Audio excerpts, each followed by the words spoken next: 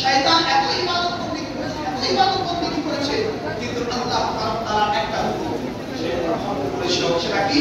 আল্লাহ তাআলা যখন আদম আলাইহিস সালামকে সৃষ্টি করলেন এবং বললেন তুমি একে সিজদা করো, কিন্তু শয়তান কি বলে জানেন? শয়তান বলতে থাকে নিয়ে আর মানুষটা যখন নিচের দিকে আসা তবে আমি তো উপরের দিকে